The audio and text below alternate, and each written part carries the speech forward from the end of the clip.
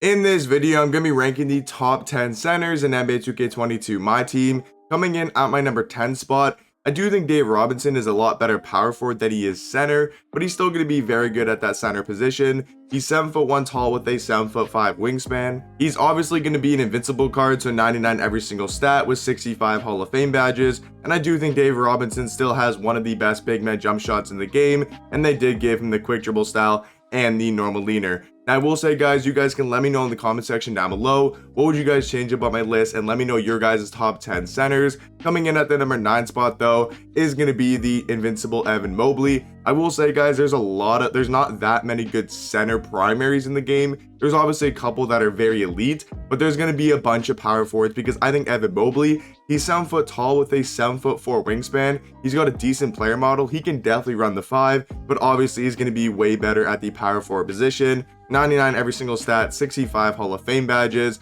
And we look at the animation screen, he's actually going to have some of the best dribble sigs in the entire game right now. Quick dribble style, Steve Francis size up, Trae Young escape, and he has the Scottie Pippen behind the back. Jump shot, pretty decent as well for a big man, and they also gave him the Steph Curry leaner, which is going to be super overpowered on current gen. Coming in at the number 7 spot, I do think Sabonis is a little bit better than those guys at the center position, but those guys are definitely better cards and definitely better power forwards than Sabonis. I think Sabonis, he's got a little bit of height and a little bit of wingspan. I also think him being 279 pounds is going to help him more at the 5 going against Tackos and Yao Mings, because he's going to have a way better player model and a way better chance to stop those bigger players on a skinnier builds like Evan Mobley. But yeah, guys, looking at Sabonis here, he might not have the best stats, but the one thing I will say is he's going to play very similar to another guy on this list, and that's going to be Yao Ming. He's going to play very similar because they have the exact same jump shot. So he's just going to be like a smaller Yao Ming. So for me, he's going to be the 7th best center.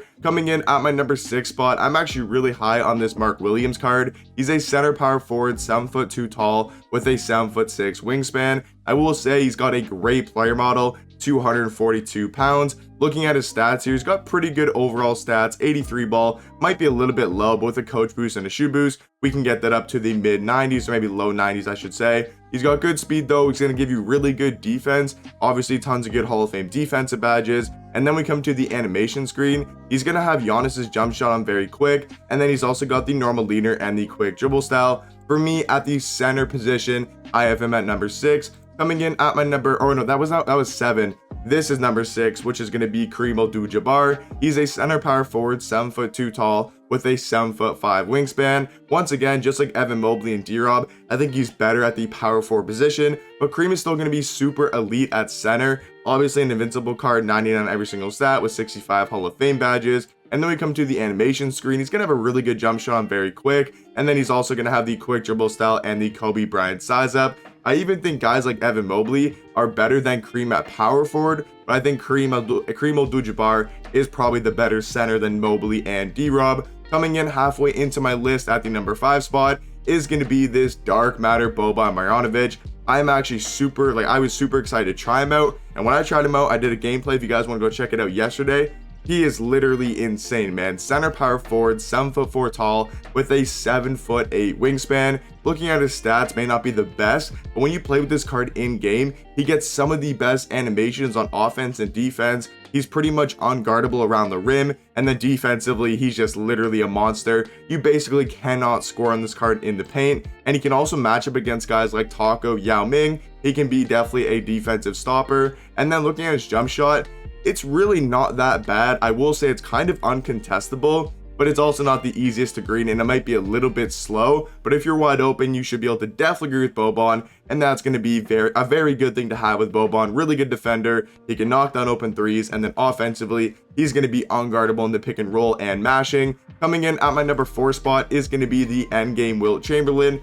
Obviously, he does have the power forward eligibility, so if you guys have the card, you probably want to run him at the 4. But he definitely can run the 5. 7'1" tall with an 8-foot wingspan. That wingspan is going to help him out so much on defense and offense, getting offensive rebounds, defensive rebounds, blocking shots, contesting shots. That's going to be a nice thing to have at the 5. And then obviously he's an endgame card, first one on this list. Might be the only one on this list. He's got 80 Hall of Fame badges. And then we come to the animation screen. He's going to have quick dribble style, D-Rose size up, Steph Curry escape, and the Scottie Pippen behind the back.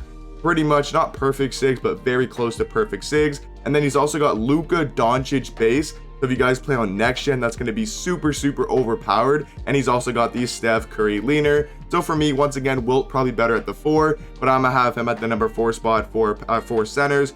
Now I will say, Wilt Chamberlain is probably actually a better card than Manute Bol at the 5. I thought for the sake of this list, I was just going to put him a little bit lower. I think honestly, Wilt is probably the second best center in the game, but just for this list, I wanted to have him at number 5 so we can get like the primary centers at the top 3. But that's going to be Manute Bol here, 7'7" tall with an 8'5" wingspan. Obviously going to be super cheesy, kind of like Boban. He's basically just like a skinnier version of Boban, but a little bit taller and a bigger wingspan. Both going to do the pretty much exact same things: block shots, play defense, grab rebounds, and then on offense, unstoppable around the rim. So Manute Bol is going to be the 3rd best center. Coming in at my number 2 spot is going to be dark matter glitched Yao Ming. He's a center, 7'6" tall with a 7'9" wingspan. The crazy thing about Yao Ming though is going to be when we come to the jump shot, when we come to the stats, he's got a 93 3 ball, 93 mid-range, and he's got tons of good Hall of Fame shooting badges. And he's actually got one of the best big man jump shots in the entire game.